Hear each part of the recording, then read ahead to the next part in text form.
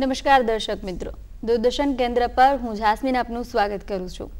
જે રીતે કૃષિ ભાઈઓ અનેક પ્રકારના પાકોનું વાવેતર કરતા હોય છે અને એ પાકોમાં ખાસ કરી જે આબોહવા છે, જે પાણીનું મહત્વ છે ખૂબ જ રહ્યું છે અને જે રીતે ભેજ હોય અથવા તો વરસાદની જે ચોમાસાની ઋતુ હોય એમાં જો વધુ પડતો વરસાદ પડે તો પણ એ પાકને અસર કરતો હોય છે અને જો વરસાદનો જે સમયગાળો છે લંબાય તો પણ એ પાકને ખૂબ જ મોટી અસર કરતું હોય છે। તો જેવી રીતે જળ, વાયુ, તમામ પ્રકારના જે આબોહવાના પરિબળો છે એ પાક માટે ખૂબ જ મહત્વના હોય છે। ત્યારે આજે આપણે આંતરપાક અને રિલે પાક પદ્ધતિઓ છે તે શું છે, તેનું મહત્વ શું છે અને તેનાથી આપણા ખેડૂત ભાઈઓને શું ફાયદો થશે તેના વિશે માહિતી મેળવવાના છે ને આપણી સાથે અત્યારે જોડાયા છે જૂનાગઢ કૃષિ નાયબ ખેતી નિયામકથી આપણી સાથે જોડાયા છે ડીજી રાઠોડ સર। સૌથી પહેલા તો સર આપનું ખૂબ ખૂબ સ્વાગત છે। નમસ્કાર ખેડૂત મિત્રો। જી સર, જ્યારે આંતરપાક અને રિલે પાક એની વાત કરીએ ત્યારે સૌથી પહેલા તો આંતરપાક છે તેના વિશે આપણા દર્શક મિત્રોને વિગતવાર સમજાવશો।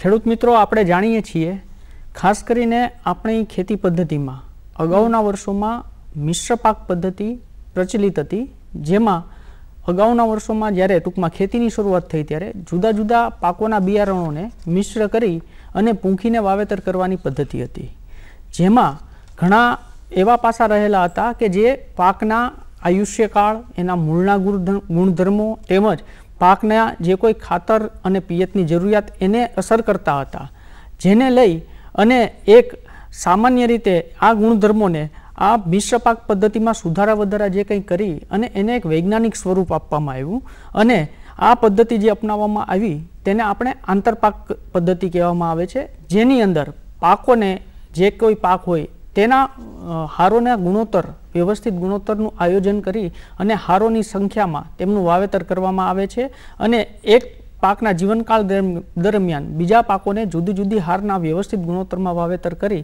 તેમનું વાવેતર કરવામાં આવે છે। આ વ્યવસ્થિત આયોજન કરીને જે પાકોનું વાવેતર કરવામાં આવે તેને આપણે આંતરપાક પદ્ધતિ કહીએ છીએ। સામાન્ય આંતરપાક પદ્ધતિ એ શું છે? ખેડૂત મિત્રો, સામાન્ય આંતરપાક પદ્ધતિ એટલે એવી પાક પદ્ધતિ જેમાં સામાન્ય રીતે બે પાકોનું વાવેતર કરવામાં આવતું હોય છે, જેમાં એક પાક મુખ્ય પાક તરીકે હોય છે અને બીજો પાક એને આપણે ગૌણ પાક તરીકે ગણી શકીએ છીએ, જેની અંદર એકબીજા પાકો વ્યવસ્થિત રીતે વાવેતર કરી એકબીજાની હારો વચ્ચે અને એને આંતરપાક તરીકે લેવામાં આવતા હોય છે, જેને એના કયા હેતુ માટે અને એના જે હેતુ સિદ્ધ કરવા માટે જે વાવેતર કરવામાં આવે તેને સામાન્ય આંતરપાક પદ્ધતિ કહેવામાં આવે છે। જ્યારે આંતરપાક પદ્ધતિ વિશે સર જણાવ્યું તેવી જ રીતે આજે આપણે આંતરપાક અને રિલે પાક આ બંને વિશે જાણવાના છીએ। તો રિલે પાક પદ્ધતિ શું છે તેના વિશે જણાવશો? ખેડૂત મિત્રો, આંતરપાક અને રિલે પાક પદ્ધતિ, આંતરપાક પદ્ધતિની જેમ જ રિલે પાક પદ્ધતિ પણ એક આંતરપાક પદ્ધતિ જ છે, પરંતુ આની અંદર જ્યારે એક પાક 45 કે 60 દિવસનો થાય એટલે કે એક પાક મોટી ઉંમરનો થાય અથવા કાપણીની અવસ્થાએ આવે ત્યારે એમની અંદર બીજા પાકનું આપણે વાવેતર કરવામાં આવે છે। દાખલા તરીકે વાત કરું આપણા સૌરાષ્ટ્રમાં તો મગફળી અને તુવેર, જેને આપણે 3:1 હારની અંતરે જનરલી વાવેતર ખેડૂત મિત્રો કરતા હોય છે, પરંતુ બીજી એક રસપ્રદ વાત એ છે ખેડૂત મિત્રો આપને જણાવું તો આપણે જ્યારે અત્યારે જાણીએ છીએ કે ઓલિમ્પિક જેવા ને એ બધા ખેલોમાં એક રિલે રેસ તરીકે એક રેસ આવતી હોય છે, જે બધા આપણે જાણતા હોઈએ છીએ કે જેની અંદર દોડવીર દોડી અને તેમના હાથમાં રહેલું બેટન અગાઉના દોડવીરના હાથમાં હેન્ડઓવર કરતો હોય છે। આવી રીતે જ્યારે આ દોડવીરો છે એકબીજાના હાથમાં બેટન આગળ ધપાવી અને જ્યારે છેલ્લે રેસ પૂરી કરે ત્યારે જે છેલ્લા દોડવીરો એને એન્કર કહેવામાં આવતા હોય છે। આવી જ રીતે કે એક દોડવીર છે તે બીજાના હાથમાં આ બેટન આપે છે, તેવી જ રીતે રિલે પાક પદ્ધતિની અંદર એક જે આપણો મુખ્ય પાક હોય છે તે જમીનને એક બેટન તરીકે બીજા પાકની અંદર ટ્રાન્સફર કરે છે અથવા એના હાથમાં આપે છે। હું ઉદાહરણની વાત કરું કે મગફળી અને તુવેર, તો જ્યારે આપણે મગફળીનું વાવેતર કર્યું હોય તો ખેડૂત મિત્રો 3 હાર મગફળીની વાવેતર કરી એક હાર છોડી દેતા હોય છે, જે જમીનનો ઉપયોગ એ તુવેરના વાવેતર માટે કરવાના હોય છે। તો જ્યારે આ હાર છોડી દીધેલી હોય છે ત્યારે 45 કે 60 દિવસનો જ્યારે મગફળીનો પાક થાય ત્યારે જે આ ખાલી રહેલી હારની અંદર આપણે તુવેર પાકનું વાવેતર કરવામાં આવે છે। એવી જ રીતે જ્યારે તુવેર પાક પોતાનો જીવનકાળ શરૂ કરે ત્યારે તુવેર પાક જેમ જેમ મોટી થતી જાય, કારણ કે એની વૃદ્ધિ શરૂઆતમાં જે હોય છે ત્યાં સુધીમાં જ્યારે એ વૃદ્ધિ પામે ત્યાં મગફળીનો પાક પૂર્ણ થઈ જતો હોય છે. એટલે પછી મગફળીના પાકને કાપણી થઈ જતી હોય છે અને જમીનમાં રહેલા ભેજનું પ્રમાણ, જે જમીન મગફળીએ ઉપયોગ કરેલો છે એની એ જમીનમાં આ તુવેરનો પાક પોતે ઊભો રહી અને એમાં રહેલા ભેજનું પ્રમાણ અને એના પોષક તત્વોથી પોતાનું જીવન કાળ પૂરું કરે છે. અને આવી રીતે જે છે એને આપણે રિલે તરીકે એ જમીન તુવેર પાકને આપે છે. આ પદ્ધતિને આપણે રિલે પાક પદ્ધતિ તરીકે ઓળખીએ છીએ. તો જે રીતે દર્શક મિત્રોને, ખાસ ખેડૂત મિત્રો, જે રિલે પાક પદ્ધતિ એટલે બે પાકો છે એને મિશ્ર કરીને જેમ સરે સમજાવ્યું એ રીતનો પાકનું હોય છે. સર, આગળ જ્યારે મિશ્રની તમે વાત કરી તો મિશ્ર પાક છે અને આંતરપાક, આ બંનેમાં શું તફાવત છે? જેમ વાત કરીએ એમ કે મિશ્ર પાક પદ્ધતિની અંદર એક જુદા જુદા પાકોના દાણાઓ અથવા એના બીજોને એક સાથે પૂંખીને અથવા અસ્તવ્યસ્ત વાવેતર કરવામાં આવતું હતું. એની કારણે ઘણા બધા આપણે કહીએ તો પ્રશ્નો ઊભા થાય. કારણ કે જે કોઈ પાકો છે તેમના જીવનકાળ, ઘણીવાર સમાન જીવનકાળના બે પાકો હોય તો બંને પાકો જ્યારે વાવેતર કરીએ એમની વૃદ્ધિ સાથે થાય, એમની કાપણી એનો સમય સાથે આવે, તો એની અંદર કયો પાક કપાય અને કયો પાક રહેવા દેવો, કારણ કે એમની કોઈ હાર કે હોય નહીં, મિશ્ર થયેલું હોય, પૂંખીને વાવેતર કરેલું હોય. આ ગુણધર્મને લીધે એમાં તેનું આયુષ્યકાળ અસર કરતો. આવી જ રીતે તેના વૃદ્ધિના ગુણધર્મો, તેમના મૂળના ગુણધર્મો, દાખલા તરીકે બંને પાકો તંતુ મૂળવાળા હોય અથવા સોટી મૂળ એટલે કે ડીપ રૂટેડ પાકો હોય, અને કાપણીની રીત બંને પાકોની કોઈ પાકની કાપણીની રીત વાઢીને હોય, કોઈ પાકની કાપણીની રીત ઉપાડીને હોય. તો આવી રીતે જે મિશ્ર પાક પદ્ધતિઓમાં આવી બધી મુશ્કેલીઓ પડતી હતી. આ પદ્ધતિને આપણે મિશ્ર પાક તરીકે કહી શકીએ કે એક જ સાથે આપણે જુદા જુદા પાકોના બિયારણોને પૂંખીને વાવેતર કરતા. જ્યારે આંતરપાક પદ્ધતિની અંદર જે કોઈ પાક છે તેને આપણે એના હારના ગુણોત્તર, એના આયુષ્ય, એના મૂળના ગુણધર્મો, એમના જીવનના ગુણધર્મો આ ધ્યાને રાખી અને એક ચોક્કસ ગુણોત્તરનો આપણે વ્યવસ્થિત નક્કી કરી અને જીવનકાળ દરમિયાન એક પાકની અંદર એક જ ખેતરમાં બીજો પાક જે આપણે લેવાનો થાય તેને 2:1ની પદ્ધતિ અથવા 3 હારની વચ્ચે 1 હાર એ રીતે પાક જે વાવેતર કરવામાં આવે, આવું ગુણોત્તર કરીને વ્યવસ્થિત આયોજન કરીને જે પાકનું વાવેતર કરવામાં આવે તેને આંતરપાક પદ્ધતિ કહી શકાય. સર, જે રીતે આંતરપાક અને રિલે પાક આ બંને પદ્ધતિઓ છે એ મહત્વની શા માટે છે? આજના આપણે ગ્લોબલ વોર્મિંગના સમયમાં આપણે જોઈ રહ્યા છીએ કે છેલ્લા ઘણા સમયથી જે ચોમાસું પાક ખાસ કરીને, તો ચોમાસાની જે અનિયમિતતા આપણે જાણીએ છીએ, જે ગ્લોબલ વોર્મિંગ અત્યારે વધી રહ્યું છે, તો જે દુષ્કાળના જોખમો ખાસ કરીને જ્યારે ચોમાસા આધારિત ખેતી હોય તો એમાં દુષ્કાળના જોખમો રહેલા હોય છે. તો એના રિલે પાક અને આંતરપાક પદ્ધતિના ઘણા બધા જે ફાયદાઓ છે એમાં મુખ્ય વાત કરીએ તો ઉત્પાદનની. તો આ ગ્લોબલ વોર્મિંગના સમયમાં જ્યારે આવી રીતે વાતાવરણના ફેરફારો પાકો ઉપર થતા હોય તો તેની અંદર જ્યારે ઓછો વરસાદ અથવા આપણે દેશી ભાષામાં કહીએ તો કે પાતળું ચોમાસું, આછું ચોમાસું થાય ત્યારે આપણો જો કોઈ મુખ્ય પાક હોય, એક જ પાકનું આપણે વાવેતર કર્યું હોય તો તે પાકની ઉત્પાદન ઘટવાની અથવા નિષ્ફળ જવાની ભીતિ રહેલી હોય છે. તો તેની અંદર જો આવો આંતરપાક કોઈ કરવામાં આવે તો કોઈ પાકને વધુ ભેજની જરૂરિયાત હોય, વધુ પાણીની જરૂરિયાત હોય, તો તેની સામે જો તમે ઓછા પિયત અથવા ઓછા ભેજની જરૂરિયાતવાળા પાકનું વાવેતર કરવામાં આવે તો એક જોખમ જો આપણને ઊભું થયું હોય કે જે ઓછો વરસાદ થયો અને મુખ્ય પાક આપણો નિષ્ફળ ગયો, તો બાકીનો પાક જે આંતરપાક તરીકે આપણે લીધો છે તે ઓછા વરસાદવાળા ક્ષેત્રનો અથવા ઓછા પિયતવાળો જો આપણે ગુણધર્મ પસંદ કરીને લીધો હોય તો તેનું ઉત્પાદન આપણે મેળવી અને આપણા ઉત્પાદનમાં થતો ઘટાડો આપણે નિવારી શકીએ. આ ઉપરાંત જો આપણે પિયત ખેતી કરતા હોય તો તેની અંદર આનું મહત્વ છે. ચોમાસાની જ વાત કરી કે દુષ્કાળનું જોખમ આપણે નિવારી શકીએ. આજના સમયમાં આપણે જાણીએ છીએ કે વચ્ચેના ગાળામાં ઘણીવાર લાંબો સમય ડ્રાય સ્પેલ કે લાંબો સમય સુધી વરસાદ ન થતો, પાછોતરાય વરસાદ ઘણીવાર આવે છે. જ્યારે મગફળી પાકવાની અવસ્થાએ હોય તો પાકી ગયેલી હોય તો ત્યારેય વરસાદ પડતો હોય, તો તેવા સમયે જો તુવેર જેવા પાકનું આપણે વાવેતર થયેલું હોય તો અથવા દિવેલા જેવા પાકનું વાવેતર થયેલું હોય તો મગફળીના પાકને કોઈ અસર થઈ હોય તો આપણે તુવેર જેવા પાક અથવા દિવેલા જેવા પાકમાંથી આપણે ઉત્પાદન મેળવી શકીએ, એટલે ઉત્પાદનનો આપણો ઘટાડો નિવારી શકીએ.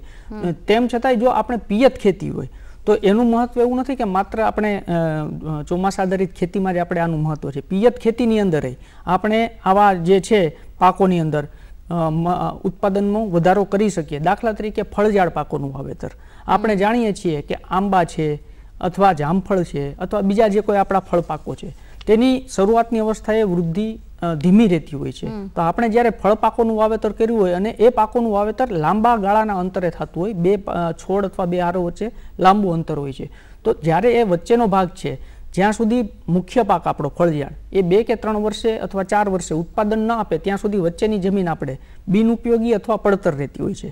તો આવા સમયે આપણે એ વચ્ચેની પડતર જમીનમાંથી આપણે જો આંતરપાક તરીકે પાકોનું વાવેતર કરીએ તો તેમાંથી ઉત્પાદન આપણે મેળવી શકીએ. એટલે એકમ જમીન વિસ્તાર, એક જ જમીન વિસ્તારમાંથી આપણે ઓછા સમયમાં અને વધુ ઉત્પાદન મેળવી શકીએ છીએ. આ ઉપરાંત જે ખેડૂત મિત્રોને આપણે જાણીએ છીએ કે આ આંતરપાકો ફળઝાડ પાકમાં મેં તમને વાત કરી તો સમતોલ આહાર માટે કે ફળઝાડ પાકોની વચ્ચે શાકભાજી છે અને પોતાનો જો પશુપાલન કરતા હોય તો પશુપાલનના પોતાના ઢોરના પાલન માટે જે ઘાસચારો છે એવા પાકોનું વાવેતર કરી અને એના માટે ખાણદાણ અથવા આહાર, પશુ આહાર એ મેળવી શકે છે અને ઉત્પાદન મેળવી શકે છે. વધુમાં આંતરપાક પદ્ધતિ અને રિલે પાક પદ્ધતિમાં મેં જેમ કીધું એમ કે રોગ, જીવાત અને નીંદણ, મેં અગાઉ વાત કરી એમ કે ફળઝાડના પાકોમાં વચ્ચે લાંબા ગાળાની જમીન એમને પડી રહેતી હોય તો તેમાં નીંદણ ઉગી નીકળતું હોય તો નીંદણના પ્રશ્નો થતા હોય છે અને આજના સમયમાં આપણે ખેતી પાકોમાં મજૂરોની અછત સર્જાતી હોય તો આવા સમયે જો તેમાં આંતરપાક તરીકે કોઈ પણ પાકનું, ઘાસચારા પાકનું અથવા વેલાવાળા શાકભાજીનું અથવા ટૂંકા ગાળાના કોઈ પણ આંતરપાકનું વાવેતર કરેલ હોય તો એ જમીનનો ભાગ ઢંકાયેલ રહે, જેથી તેમાં નીંદણ અને અન્ય વસ્તુ જે હાનિકારક હોય તે ના ઉગે અને એને લીધે મજૂરી ખર્ચમાં થોડો બચત થઈ શકે, સાથે ઉત્પાદન લઈ શકીએ. અને આ રીતે આપણે આંતરપાકમાં રોગ, જીવાત અને નીંદણ નિયંત્રણ કરી શકીએ છીએ. બીજી વસ્તુ જે ખાસ આમાં છે કે આ તો ખાલી ઉત્પાદનની વાત થઈ. હવે બીજી વાત એ છે કે એમાં થતા આવક અને ખર્ચની બાબતમાં વાત કરીએ તો અમુક વિસ્તારમાં આપણે જાણીએ છીએ, દાખલા તરીકે આપણો સૌરાષ્ટ્રનો વિસ્તાર, તો એમાં એક ધારું એક જ પાકનું આપણે સળંગ વાવેતર થતું હોય છે, જેને આપણી કૃષિની ભાષામાં મોનોક્રોપિંગ અથવા એક પાકી પદ્ધતિ કહેવામાં આવે છે. તો સળંગ મગફળીનો વિસ્તાર હોય અથવા સળંગ આપણે કહીએ કપાસનો વિસ્તાર હોય તો તે બધા પાકોનું વાવેતર ચોમાસા દરમિયાન એક સાથે થયેલું હોય, એમની વૃદ્ધિ એક સાથે થયેલી હોય છે. તો જ્યારે એમાં જો જે કોઈ ખેત કાર્યો કરવા પડતા હોય, દાખલા તરીકે આંતરખેડ છે, નિંદામણ છે અથવા એની કાપણી છે, તો તે સમયે એક સાથે મજૂરોની આપણને જરૂર પડતી હોય છે. તો ત્યારે મજૂરોની ખેંચ વર્તાતી હોય છે, જે મજૂરી ખર્ચ વધી જતો હોય છે. જો તેની અંદર આંતરપાક કરવામાં આવેલ હોય તો દરેક પાકની જે છે આંતરખેડની અને એની અવસ્થાઓ અનુસાર તેની જરૂરિયાત ઘટી જાય અને એને હિસાબે મેં જેમ કીધું નિંદામણના પ્રશ્નોને એ ઓછા થાય અને મજૂરોની ખેંચ આપણે ઓછી થાય તો એમ ખેતી ખર્ચમાં આપણે બચાવ કરી શકીએ છીએ. ખાસ કરીને જે આપણે મેં કીધું એમ ખેત મજૂરોના પ્રશ્નો આપણે આમાં મહદઅંશે આપણે એનું કવર કરી શકીએ. આ ઉપરાંત બીજા જે ફાયદા છે, ખાસ કરીને મેં કીધું એમ એક સળંગ પાકનું આપણે વાવેતર કરતા હોય, લાંબો મોટા ભાગે મોટા પાકનો વિસ્તાર એક આખા વિસ્તારમાં હોય ત્યારે એક સાથે ઉત્પાદન આવવાથી ઘણીવાર પોષણક્ષમ ભાવો ખેડૂતોને મળતા નથી હોતા, કારણ કે એક સાથે ઉત્પાદન આવતું હોય બજારની અંદર તેની કિંમત ઓછી થઈ જતી હોય છે. તો ઘણીવાર ખેડૂતોને એ ભાવોના પોતાની ઉત્પાદનના ભાવો ઓછા મળતા હોય તો તેવા સમયે આ જે આર્થિક રીતે એને ફાયદા કરવામાં જો એમણે ખેડૂત મિત્રોએ આંતરપાક એમની અંદર વાવેલો હોય તો જે મુખ્ય પાકનું દાખલા તરીકે ઉત્પાદન સારું આવ્યું અને જો એમના ભાવ ઓછા આવ્યા તો જે એણે આંતરપાક વાવેલો હોય અન્ય પાક, તો એની અંદર એ ભાવ એના ભાવો મળી રહેતા સરેરાશ વળતર આપણી ભાષામાં કહીએ કે મુખ્ય પાકનો કદાચ ભાવ ઓછો આવ્યો તો આંતરપાકનો ભાવ વધુ આવે તો સરેરાશ વળતર ખેડૂત મિત્ર મેળવી શકે. નાના અને જે સીમાંત ખેડૂતો છે, ખાસ કરીને કે આજના સમયમાં આપણે જાણીએ છીએ કે અત્યારે એકમ જમીન વિસ્તાર દરેક ખેડૂતો પાસે ઓછો થતો જાય છે. આપણી દેશી ભાષામાં કહીએ તો હવે ટૂંકી જમીનનો પલ્લો બધા પાસે રહ્યો છે, કોઈ મોટા ખાતેદાર ઓછા રહ્યા છે, જેથી નાના અને સીમાંત ખેડૂતો આપણે ઘણા બધા છે તો એની પાસે ઓછી જમીન હોય છે. તો આવા ખેડૂત મિત્રો છે મોટા અથવા લાંબા ગાળાના ફળ પાકોનું આયોજન કરતા નથી હોતા, કારણ કે એમને દૈનિક આવક માટે એ ખેતી ઉપર નિર્ભર હોતા હોય છે. તો જો એમને આવા કોઈ ફળ પાકો કે એમનું વાવેતર કરવું હોય તો તેમની અંદર જો આંતરપાક તરીકે શાકભાજી અથવા ઘાસચારાના પાકો અથવા કઠોળ પાકો એવા પાકો લઈ ત્યાં સુધીમાં એમનો જે મુખ્ય પાક ફળ પાક તરીકે જો એમને લેવાનું હોય તો એ વૃદ્ધિ પામી અને એ ઉત્પાદનના સ્ટેજે પહોંચી જાય ત્યાં સુધી તે આ આંતરપાકોમાંથી પોતાના આવકના સ્ત્રોત ઊભા કરી શકે છે. એટલે આવી આર્થિક પરિસ્થિતિવાળાને જે આપણા ખેડૂતો છે તે ટૂંકા ગાળામાં આંતરપાક લઈ અને જલ્દી આવક મેળવી શકે છે અને પોતાની આવકનું પાછું સરભર કરી શકે છે. અને આંતરપાકથી જે છે બીજી એક વસ્તુ જે પાક ફેરબદલી થાય છે જમીનની અંદર, એનાય ફાયદા આપણી જમીનને લાંબા સમય સુધી અને સારા પ્રમાણમાં મળી રહે છે. જે રીતે અત્યારે આંતરપાક અને જે રિલે પાક છે એની માહિતી આપણે મેળવી રહ્યા છીએ. આપણી સાથે અત્યારે નાયબ ખેતી નિયામક જુનાગઢથી ડીજી રાઠોડ સર આપણી સાથે જોડાયા છે. સર, જે રીતે આંતરપાક પદ્ધતિ છે અને રિલે પાક પદ્ધતિ છે જો આપણે અપનાવીએ છીએ તો જમીનની જે સ્વાસ્થ્ય છે એની ફળદ્રુપતા છે એના પર અસર થાય છે ખરા? અને ચોક્કસ થાય છે બેન, કારણ કે આંતરપાક અને રિલે પાક પદ્ધતિ અપનાવવાથી એના જે પાયાના ગુણધર્મો જે મેં કીધું કે મિશ્ર પાકોમાં ને એમાં તો અસ્તવ્યસ્ત વાવેતર થતું હતું, પણ આની અંદર જે કોઈ વૈજ્ઞાનિક અભિગમો અપનાવવાથી જે આંતરપાકો અત્યારે લેવામાં આવે છે, ખાસ કરીને આપણે કહીએ કે આંતરપાક જ્યારે વાવેતર કરતા હોય તો જે જમીન ખુલ્લી રહેતી હોય તેની ઉપર આપણે બીજા પાકનું વાવેતર કરતા હોય. આને લીધે જે જમીન ખુલ્લી રહી છે તેની ઉપર એક પ્રકારનું આવરણ થાય છે, કહીએ તો કુદરતી મલ્ચિંગ થાય છે. અને આ આવરણ થવાથી જમીનમાંથી ભેજ ઉડી જતો અટકે છે. બીજી વસ્તુ, જો ચોમાસા દરમિયાન ભારે વરસાદ થાય અને જમીનનું ધોવાણ થતું હોય તો જો આ ખુલ્લી જમીન હોય એને બદલે જો તે આંતરપાક વાવેલો હોય, દાખલા તરીકે કઠોળ પાકો અથવા વેલાવાળા શાકભાજીના કોઈ પાકો, ફળ પાકોની વચ્ચે જો આનું આવરણ થયેલ હોય તો તે જમીનને કવર કરી રાખે અને જમીનનું ધોવાણ થતું અટકાવે છે. અને એમાં જમીનને જે ઢાંકેલી હોય એને લીધે તડકો અથવા સૂર્યપ્રકાશની જે કોઈ છે એની પ્રક્રિયાઓ, એટલે જમીનની અંદર એક વાપસા પરિસ્થિતિનું નિર્માણ કરવામાં સહાયરૂપ થાય છે, જેને લીધે જમીનની અંદર રહેલો સેન્દ્રીય કાર્બન આપણે જાળવી શકીએ છીએ. ટૂંકમાં આપણે જમીનની ફળદ્રુપતા વધારી શકીએ છીએ. બીજી વસ્તુ, આ આંતરપાકોની અંદર આપણે મેં અગાઉ વાત કરી એમ છીછરા મૂળવાળા તેમજ ઊંડા મૂળવાળા, સોટી મૂળ અને તંતુ મૂળ, આ બંને પ્રકારના પાકો આપણે વાવવાની ભલામણ થયેલી હોય છે. તો આવા જ્યારે પાકો આપણે વાવીએ છીએ ત્યારે જમીનની જે જુદા જુદા સ્તરમાં રહેલી ફળદ્રુપતા, છીછરા મૂળવાળા ઉપરના સ્તરમાંથી પોતાનું પોષણ મેળવતા હોય છે, ઊંડા મૂળવાળા પાકો છે એ નીચેના સ્તરમાંથી મેળવતા હોય છે. તો જુદા જુદા સ્તરમાંથી પોતાનું પોષણ મેળવી અને જમીનની ફળદ્રુપતા છે એનો ચોક્કસ ઉપયોગ કરી શકે છે. અને આ ઉપરાંત આંતરપાક પાકની અંદર મોટા ભાગે આપણે કઠોળ પાકોની ભલામણ થયેલી હોય છે. કઠોળ પાકો આપણે જાણીએ છીએ કે કઠોળ પાકોના મૂળની અંદર મૂળ ગંડિકાઓ રહેલી હોય છે. મગફળી હોય છે કે અડદ હોય છે, મગ હોય છે, ચોળા છે, આ બધા જે પાકો છે એ કઠોળ વર્ગના પાકો છે. તેના મૂળની અંદર મૂળ ગંડિકાઓ રહેલી હોય છે જે હવામાંથી રહેલા નાઇટ્રોજનને જમીનની અંદર ફિક્સ કરવાનું કામ કરે છે. અને આવી રીતે જમીનની અંદર જે છે હવામાં આપણે જાણીએ છીએ 78% જેટલો નાઇટ્રોજન છે જે પાકોને જરૂરિયાત હોય છે. તો એ હવાનો નાઇટ્રોજન જમીનની અંદર સ્થાપિત કરી અને પોતે ગૌણ પાક તરીકે જો હોય તો મુખ્ય પાકને પોષણ આપવામાં સહાયકની ભૂમિકા ભજવી શકે છે. આ રીતે પ્રાકૃતિક કૃષિ જે આપણે કહીએ કે આ જમીનની ફળદ્રુપતા આ રીતે વધે છે. અને પ્રાકૃતિક કૃષિ જે અત્યારે હાલના સમયમાં અત્યારે આપણે એક અભિયાનના સ્વરૂપમાં ચાલી રહી છે, તો પ્રાકૃતિક કૃષિની અંદર તો આ આંતરપાક પદ્ધતિ, મિશ્ર પાક પદ્ધતિને તો એક આયામ તરીકે અપનાવવાની ભલામણ થયેલી છે. અને એને એક આયામ તરીકે અપનાવવાની દરેક ખેડૂત મિત્રો આમાં પ્રાકૃતિક કૃષિ પદ્ધતિની અંદર તો આ ફળદ્રુપતા વધારવા માટે અપનાવતા હોય છે. જે આંતરપાક છે એમાં આપણે શાકભાજી છે કે ફળઝાડ છે એ પણ આપણે વાવી શકીએ, તો શું આંતરપાકમાં એ શાકભાજી છે, ફળઝાડ છે એ યોગ્ય છે ખરા? આંતરપાક મેં તમને કીધું એમ ફળઝાડના પાકો અને આંતરપાકના પાકોમાં ફળઝાડના પાકોની વચ્ચે શાકભાજીના પાકો આપણે લઈ શકીએ છીએ. તેની અંદર ખાસ કરીને વેલાવાળા શાકભાજી છે. આ ઉપરાંત કઠોળ પાકો છે. ઘણીવાર ઘણા બગીચાઓ છે એમની વચ્ચે જે કોઈ ફળ પાકો છે, આંબા છે, ચીકુ છે, નારિયેળી છે, તો જેના વાવેતરના અંતરના આધારિત આપના સ્થાનિક પાકોની પસંદગી, આપની જરૂરિયાત અનુસારના પાકોની પસંદગી એમાં કરી શકો છો.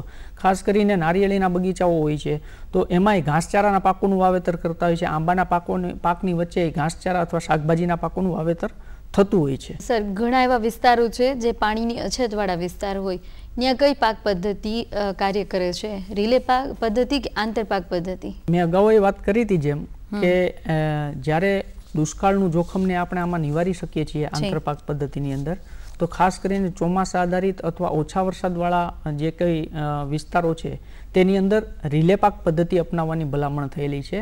દાખલા તરીકે બાજરી અને ચોળી અથવા મગફળી અને તુવેર આવી આંતરપાક પદ્ધતિઓ અપનાવવાની ભલામણ થયેલી છે. સર, મગફળીના જે પાકો છે એમાં આંતરપાક કે રિલે પાક એ કઈ પદ્ધતિ છે કે જે સંશોધનને આધારિત ભલામણો કઈ છે? મગફળીનો પાક આપણે જાણીએ છીએ આપણા સૌરાષ્ટ્ર વિસ્તારનો મુખ્ય પાક છે અને મગફળીના પાકની અંદર જુદી જુદી પાક પદ્ધતિઓની ભલામણ થયેલી છે. ખાસ કરીને મગફળીના પાકની અંદર જે અગત્યની એની અવસ્થાઓ છે, જે અવસ્થાઓએ જો વરસાદ અથવા ભેજ અથવા એની ખેંચ વર્તાય તો એના ઉત્પાદન ઉપર માઠી અસર થતી હોય છે. આને આવી અવસ્થાઓને ક્રાંતિક અવસ્થાઓ કહેવામાં આવે છે. દાખલા તરીકે સૂયા બેસવાની અવસ્થા, ફૂલો આવવાની અવસ્થા, ડોડવાના વિકાસની અવસ્થા, આ બધી અવસ્થાએ જો વરસાદ ન પડે તો ઘણીવાર પાકમાં મોટું નુકસાન થતું હોય છે. તો આવા વિસ્તારોમાં ખાસ કરીને ઉત્તર સૌરાષ્ટ્રના વિસ્તારોની અંદર મગફળીની દર 3 હારની વચ્ચે તુવેર અથવા દિવેલાની 1 હાર વાવવાની ભલામણ થયેલી છે.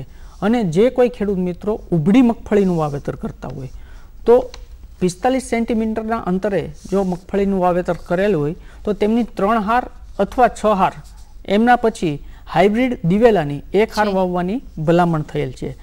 આ ઉપરાંત દક્ષિણ સૌરાષ્ટ્રના વિસ્તારની અંદર આડી મગફળીનું વાવેતર થતું હોય છે. તો એમની અંદર ઊભા પાકની અંદર છેલ્લી આંતરખેડ જ્યારે કરી લેવામાં આવે, જેને આપણે કહીએ કે છેલ્લું આપણે નિંદામણ અને આંતરખેડની જે પ્રક્રિયા હોય તો છેલ્લી આંતરખેડ એટલે 45 અથવા 60 દિવસ પછી તુવેર પાકને રિલે પાક પદ્ધતિ તરીકે લેવાની ભલામણ છે. વધુમાં જો 60 સેમીના અંતરે જો આડી મગફળી 60 સેન્ટીમીટરના અંતરે વાવેલી હોય તો તેની વચ્ચે 2 હાર પછી સોયાબીનની 1 હાર અથવા જો 90 સેન્ટીમીટરના અંતરે વધુ પોળા પાટલે વાવેલી મગફળી હોય તો તેમની વચ્ચે સોયાબીનની 2 હાર વાવવાની ભલામણ છે. આ ઉપરાંત મગફળી સાથે તલના પાકની આંતરપાક પદ્ધતિ જે છે એ 6:3 હારના પ્રમાણમાં અનુસરવાની ભલામણ થયેલી છે. સર, અગાઉ જેમ તમે પ્રાકૃતિક ખેતી આ વિશે માહિતી આપી હતી અને જણાવ્યું હતું, તો એમાં પ્રાકૃતિક કૃષિ પદ્ધતિની અંદર આંતરપાક હોય, મિશ્ર પાક હોય કે રિલે પાક છે, એને એક આયામની તરીકે અપનાવવાની જે ભલામણ કરવામાં આવી છે એ બાબતે આપણા દર્શક મિત્રોને માહિતી આપશો. પ્રાકૃતિક કૃષિની અંદર તો આ જે છે મિશ્ર પાક પદ્ધતિ, આંતરપાક પદ્ધતિને એક આયામ તરીકે અપનાવવાની ભલામણ થયેલી છે. એનું કારણ એ છે કે પ્રાકૃતિક કૃષિના જે મૂળભૂત પાયાના સિદ્ધાંતો છે એની અંદર જે કોઈ છે કે સહજીવન, આ પણ એક સિદ્ધાંત છે. સહજીવન એટલે એકબીજાનું પૂરક પોષણ આપી અને મિશ્ર પાકો એ રીતે વાવવા. આ ઉપરાંત પ્રાકૃતિક કૃષિની અંદર પંચસ્તરીય મોડેલ ફાર્મની વ્યવસ્થા છે, જેમાં જુદા જુદા ઊંચાઈવાળા પાકો એક જ એકમ જમીનમાં વાવી અને દરેક પાકોનું ઉત્પાદન મેળવી અને ખેડૂત પોતે દરેક પાકોમાંથી ઉત્પાદન મેળવી શકે. તો પ્રાકૃતિક કૃષિની અંદર જે છે મેં કીધું એમ આ એક આંતરપાક પદ્ધતિને પોતાનું જે જૈવ વિવિધતા છે એ એક જ એકમ જમીન વિસ્તારમાં જે જળવાય અને સહજીવન પદ્ધતિથી, દાખલા તરીકે કોઈ પણ ધાન્ય પાકની સાથે કઠોળ પાકનું વાવેતર કરે તો ધાન્ય પાકને નાઇટ્રોજનની વધુ જરૂર પડતી હોય છે, ત્યારે કઠોળ પાક હવાનો નાઇટ્રોજન જમીનમાં ઉતારી અને એ ધાન્ય પાકને પોષણ પૂરું પાડે. આવી જ રીતે જો કઠોળ પાકમાં જે કોઈ જીવાતો અથવા રોગ આવતા હોય તો એના માટે જે કોઈ પરભક્ષી અથવા પરોપજીવી કીટકો છે તેને આ ધાન્ય પાકો એક રક્ષણ અથવા આશ્રય સ્થાન પૂરું પાડે. દાખલા તરીકે મગફળીનો પાક હોય તો એમાં આપણે મકાઈની છાંટ નાખતા આપણા ખેડૂત મિત્રો, કારણ કે ચૂસિયા પ્રકારના જે ગળો અથવા મોલો મસી આવે તો તેના માટે જે ડાળિયા છે એનું આશ્રય સ્થાન મકાઈના છોડ રહેતા, તો એકબીજાનું આશ્રય સ્થાન અને જમીનની અંદરના જે આપણા જૈવ રસાયણ ચક્રો છે તેને સતત કાર્યશીલ રાખી અને એક આયામ અપનાવી અને આપણી જમીનની જીવંતતા, ફળદ્રુપતા અને એક કહીએ ને ઝેર વગરનું આપણે પોષણક્ષમ ખાવાનું એમાંથી મળી રહે એ પોષણ પૂરું કરવા માટેનો એક સિદ્ધાંત પ્રાકૃતિક કૃષિની અંદર આ અપનાવવાની ભલામણ થયેલી છે. તે તમે મગફળીનું જણાવ્યું, એવી જ રીતે કપાસનું જે વાવેતર છે એમાં કયા કયા આંતરપાકો છે એ લઈ શકાય?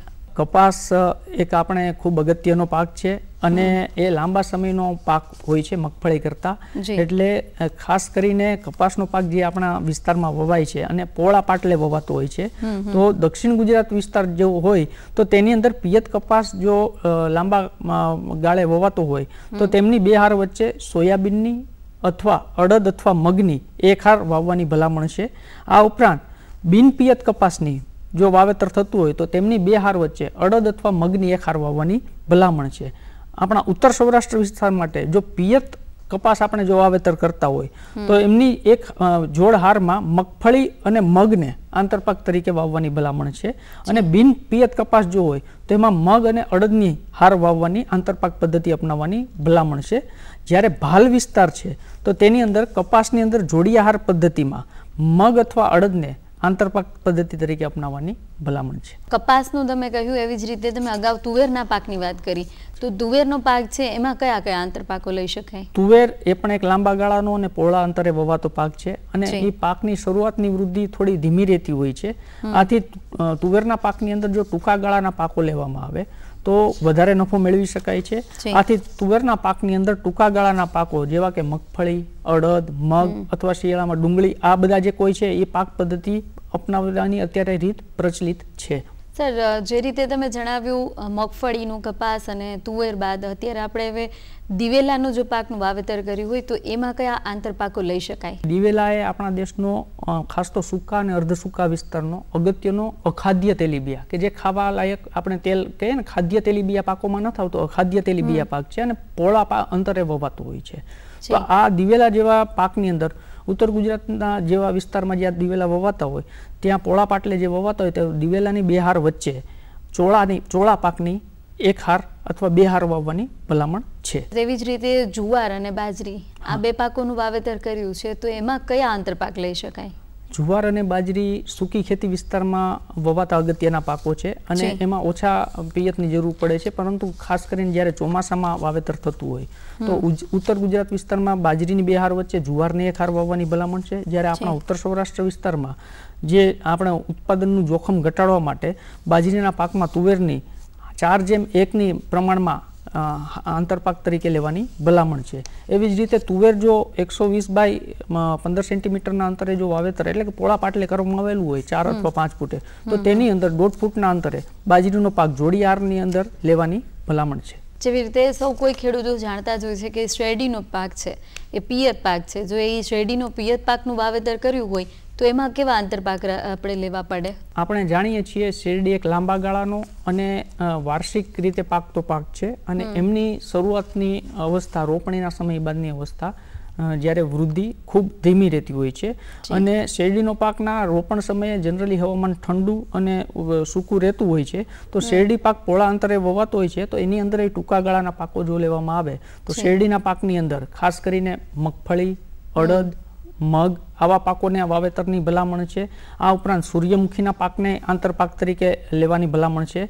તો શેરડીની બે હાર વચ્ચે અડદ અથવા મગની એક હાર અથવા મગફળીની એક હાર, જો આપણે અડદ અને મગ વાવવા હોય તો શેરડીના પાળા ઉપર વાવેતર કરવામાં આવે છે, અને જો મગફળી વાવવી હોય તો મગફળીના વાવેતર બાદ શેરડીની રોપણી કરવામાં આવે છે. આ ઉપરાંત તેલીબિયા પાક તરીકે સૂર્યમુખીના પાકને આંતરપાક તરીકે લેવાની ભલામણ છે. તો જે રીતે દર્શક મિત્રો આંતરપાક છે, રિલે પાક છે અને મિશ્ર પાક, એના વિશે આજે આપણે માહિતી મેળવી છે કે કોઈ પણ તમે પાકનું વાવેતર કર્યું છે, લાંબા ગાળા માટેનું છે, તો એની વચ્ચે તમે આંતરપાક કરી શકો છો, અને આંતરપાકથી જે તમારો મુખ્ય જે પાક છે એમાં જો કોઈ પણ નુકસાની આવે છે અથવા તો એને સમય લાગે છે તો આંતરપાકથી પણ તમે બંનેનું સારું એવું ઉત્પાદન અને સારા પોષણ ભાવો મેળવી શકો છો.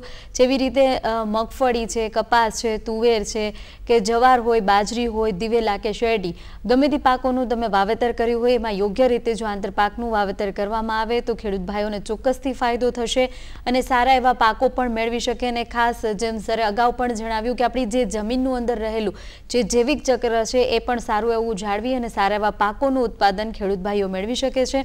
તો આજે આંતરપાક, રિલે પાક અને જે મિશ્ર પાક વિશે અત્યારે આપણી સાથે જોડાયા હતા નાયબ ખેતી નિયામક જૂનાગઢથી ડીજી રાઠોડ સર. આપ અહીંયા ઉપસ્થિત થયા, અમારા ખેડૂત મિત્રો, દર્શક મિત્રોને આંતરપાક, રિલે પાક વિશે માહિતી આપી તે બદલ આપનો ખૂબ ખૂબ આભાર.